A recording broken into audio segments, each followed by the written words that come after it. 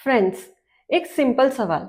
पूरे साल हम जीएसटीआर 1 और 3 भी फाइल करते हैं, पर क्या उससे काम खत्म हो जाता है? बिल्कुल नहीं। अब आता है जीएसटी का final exam, GSTR 9 annual return. ये फॉर्म एक समरी है पूरे साल के ट्रांजैक्शन की, सेल्स, परचेज, आईटीसी और टैक्स पेमेंट सबका फाइनल रिपोर्ट कार्ड।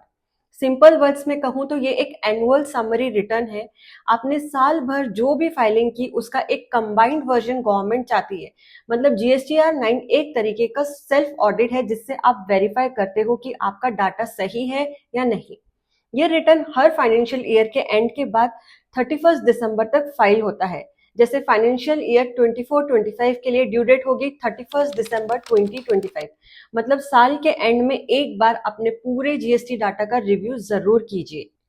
और सबसे जरूरी बात, ये सिर्फ रेगुलर टैक्स पेयर्स को फाइल करना होता है।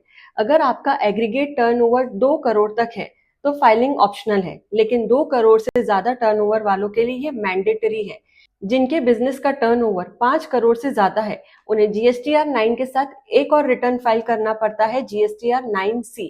ये बेसिकली एक रिकंसिलिएशन स्टेटमेंट है जहां ऑडिटर आपके बुक्स और जीएसटी डाटा को वेरीफाई करता है। बस एक बात याद रखिए, जीएसटीआर 9 टाइम पर फाइल करना बहुत इंपॉर्टेंट है। डिले करने पर सिस्टम आपको सॉफ्टली याद दिलाता है और कभी कभी वो रिमाइंडर थोड़ा कॉस्टली भी हो जाता है। So better safe than sorry. एक तरह से ये आपके जीएसटी जर्नी का एनुअल बैलेंस शीट है। So file on time, stay compliant और बिजनेस को बनाइए स्ट्रेस फ्री। ऐसे ही जीएसटी ज्ञान के लिए मुझे फॉलो करते रहिए और कमेंट पर बताइए अगला व्लॉग किस पर हो।